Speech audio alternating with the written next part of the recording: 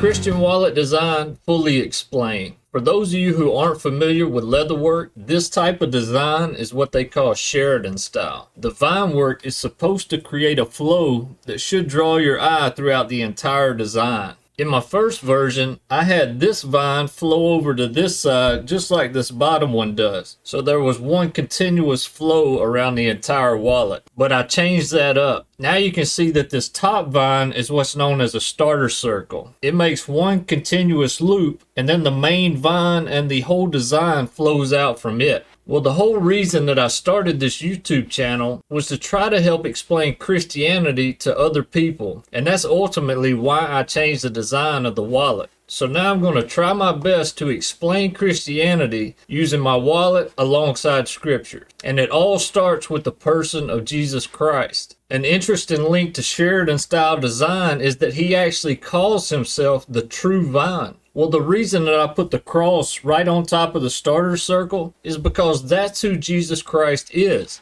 God that was made flesh. All things were made by him and for him. You could think of the starter circle under the cross as the eternal vine of Christ. It's a spiritual vine. There's no beginning or ending to it. Then you could think of the rest of this design as his fallen creation, our current reality. The mind of Jesus Christ would be this true vine that undergirds it all. All things are upheld by the word of his power. In him we live and move and have our being. But the big question is still, how do we get into that eternal spiritual vine? Well, the only way to do that is to put your faith or trust in the finished work of Jesus Christ on the cross, which is a scary idea if you're a very prideful person like myself. I don't like putting my trust in anybody else, especially if my own eternity is in the balance. But the grace of Jesus Christ is not something that can be earned. It's a free spiritual gift that can only be freely accepted. And that's what the term by grace through faith means. It's his free gift being accepted with your full trust. The reason that it's so important for me to emphasize the mind of Jesus Christ being the true vine of our objective reality is because when I was an atheist, I thought that becoming a Christian was all about church attendance, altar calls, and baptisms. If you've watched my testimony video, I'm housebound. I can't physically go to a church and participate in all those religious activities.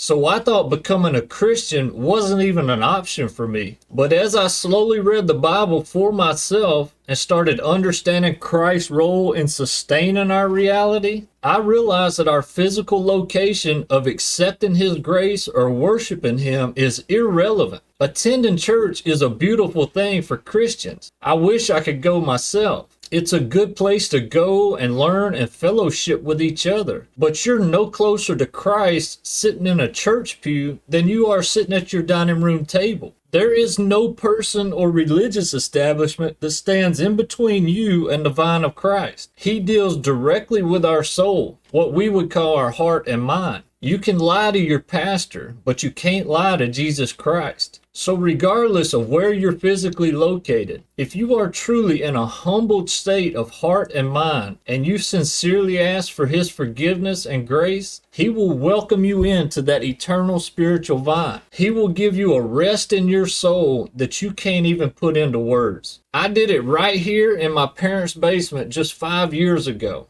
Hopefully this video will help somebody out there understand Christianity just a little bit better. If you did find it helpful, just please share it. I'm just trying to get this information out to as many people as possible. Either way, I would love to hear your questions, comments, or disagreements below. With all that being said, if you're someone who's interested in learning this type of leatherwork design, I highly recommend Britt Nance's 8-part series on LearnLeather.com. He breaks the entire process down to the ground level for you. I'm still terrible at drawing, but using his technique, I was able to create this design.